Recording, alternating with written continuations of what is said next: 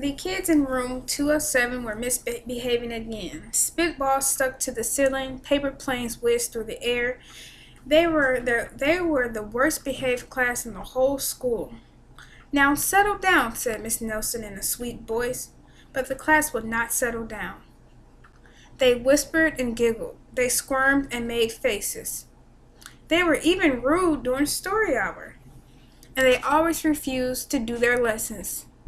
Something will have to be done, said Miss Nelson.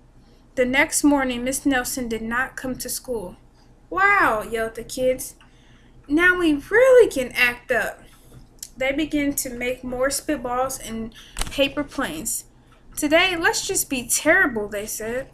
Not so fast, hissed an unpleasant voice. A woman in an ugly black dress stood before them. I am your new teacher, Miss Viola Swamp. And she rapped the desk with the ruler. Where is Miss Nelson? Asked the kids. Never mind that, snapped Miss Swamp.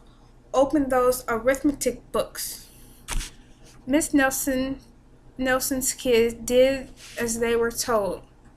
They could see that Miss Swamp was a real witch. She meant business. Right away she put them back to work, and she loaded them down with homework. We'll have no story hour today, said Mrs. Swamp. Keep your mouth shut, said Mrs. Swamp. Sit perfectly still, said Mrs. Swamp. And if you misbehave, you'll be sorry, said Mrs. Swamp. Days went by, and there was still no sign of Miss Nelson. The kids missed Nelson. Maybe we should try to find her, they said. Some of them went to the police. Detective McSmoke was assigned to the case. He listened to their story. He scratches his chin. He said, I think Miss Nelson is missing. Detective McSmoke would not be much help. Other kids went to Miss Nelson's house. The shades were tightly drawn and no one answered the door. In fact, the only person they did see was the wicked Miss Viola coming up the street. If she sees us, she'll give us more homework. They got away just in time. Maybe something terrible happened to Miss Nelson. Maybe she got gobbled up by a shark, said one of the kids, but that didn't seem likely. Maybe Miss Nelson went to Mars, said another kid, but that didn't seem likely either.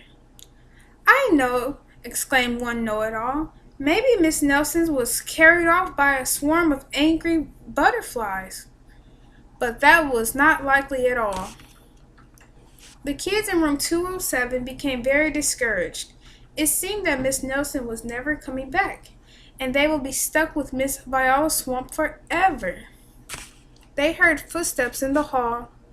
Here comes the witch, they whispered. Hello, children, someone said in a sweet voice. It was Miss Nelson. Did you miss me? She asked. We certainly did, cried all the kids. Where were you? That's my little secret, said Miss Nelson. Oh, how about story hour? Oh, yes, cried the kids. Miss Nelson noticed that during story hour no one was rude or silly. What brought about this lovely change? She asked. That's our little secret, said the kids. Back home, Miss Nelson took off her coat and hung it up in the closet, right next to that ugly black dress. When it was time for bed, she sang a little song. I'll never tell, she said to herself with a smile. P.S. Detective McSmog is working on a new case. He is now looking for Miss Viola Swamp.